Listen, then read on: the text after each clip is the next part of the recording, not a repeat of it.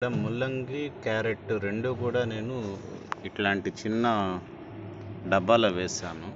కాకపోతే ఈ ముల్లంగి చూడండి తొందరగా వచ్చేసింది, కానీ ఈ క్యారెట్ మాత్రం 2 వారాల పైన తీసుకుంది. అండ్ నేను ఒక ఆర్డర్లో పెడితే ఇదేదో గంప గుత్తుగా ఒకే చోట వచ్చినట్టు వచ్చాయి క్యారెట్ ఇవి మొలకలు.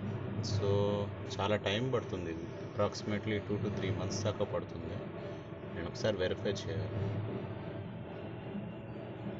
సో ఇది ముల్లంగి, ఇది క్యారెట్ అనమాట. సపరేట్ చేసి పెట్టున్నాను, చూద్దాం ఎలా వస్తుందని.